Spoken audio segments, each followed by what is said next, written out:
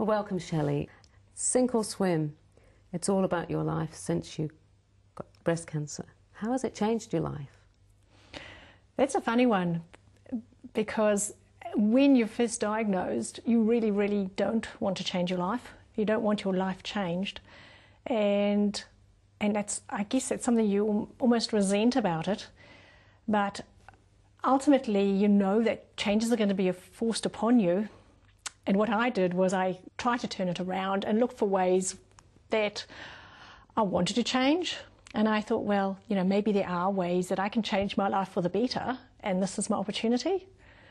You say at one point, when you realised what had happened and you'd got breast cancer and there had to be a lot of treatment and mastectomy and all the things that were going to happen, you felt like somebody had thrown a huge rock at you and said, run. Now, for most people, that would be, you know, I can't run, and I can't run with a big, huge rock, but you just took the rock and you were off. Yeah. And I think that's the other interesting thing. You learn so much about your character. You know, I think probably most people would think, oh, I'm not a very brave person. That's, you know, how they see themselves. And yet when you're suddenly in a situation or an emergency of any kind or a crisis, you surprise yourself. And I surprised myself. I really did. But even going back before breast cancer, you could see that you had a very proactive personality. You were not somebody who was going to let the grass grow under your feet, were you? You could say that. You could look at it and say that, but I didn't have a sense of urgency, and I think I let opportunities slip by. You know, I didn't grasp opportunities as they came. I did have a vision of the sort of life I wanted to lead, and I was taking steps towards it, but I was letting a lot of things hold me back. You don't seem to be afraid at all of using that word cancer. You know, I'm sure that when somebody gets the diagnosis they've got cancer, that the fear is immense. But you seem to light the rock, grab the cancer and shake it. Before I was diagnosed, I was terrified about cancer. It really, you know, I didn't like even to think about it. But once I was in the system, getting treatment, I guess a lot of the fear went away. And the medical people are really fantastic. They do hold your hand and make you feel very well looked after, and they're very reassuring. And then as I went through treatment, you go through all these terrible things that you've heard about, like mastectomy and chemotherapy, and you survive. And it does give you a lot of strength and a lot of confidence. Now, you were a swimmer before breast cancer, but you seemed to develop a new passion for swimming once you'd had your mastectomy. Do you think that the swimming really was a great help to you during your treatment? It was a lifesaver, I think.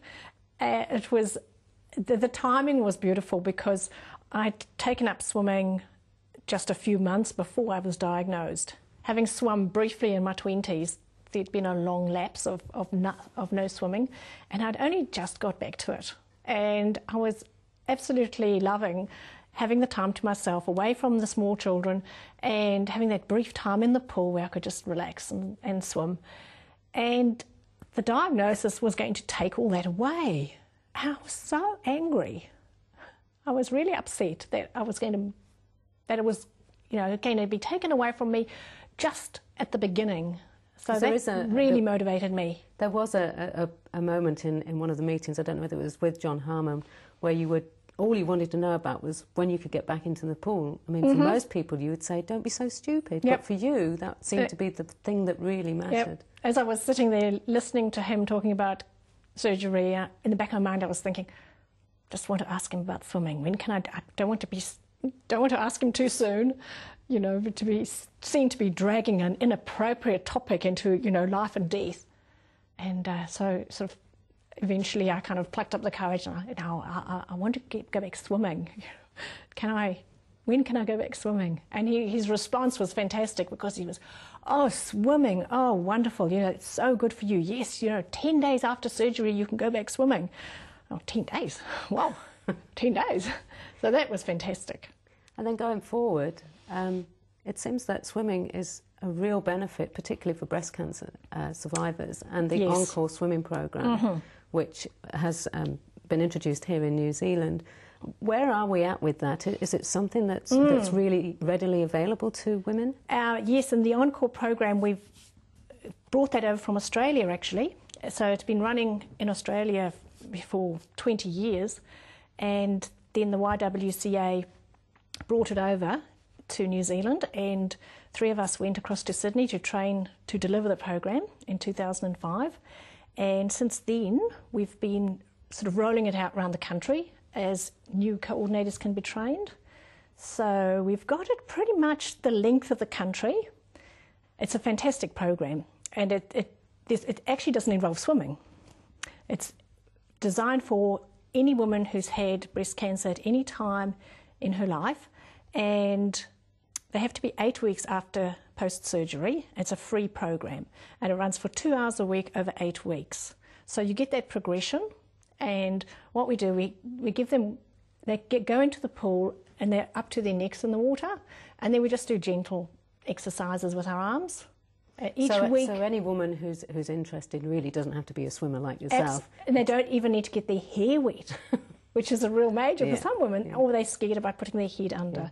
So it's a real entry-level exercise program, and it's really designed to prevent lymphedema of the arms, which is a real big risk for a lot of women, and it's to get them moving, and it's to improve their circulation, and it improves their lymphatics. We're getting in the water, and that's the water pressures stimulating their lymphatic system.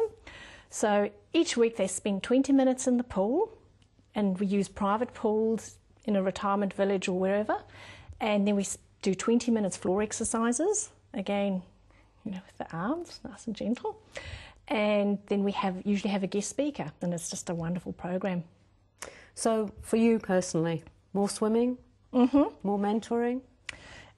Yes, all of the above. I belong to our local Master Swimming Club in Hastings, and I go to the North Island Champs every year, which is usually October. It was in Masterton last year, and I joined second in my age group. So you're still very competitive? Yeah, very competitive.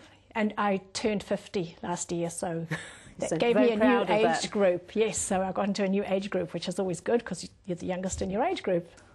So life after cancer is good? Life after cancer is good. Yes, you don't let the grass grow under your feet, and you don't postpone things that you want to do. So you become more proactive. You're not afraid to stick your neck out, and so life becomes more rewarding. Well, all the best for the future. Thank you very much. Thank you, Annette.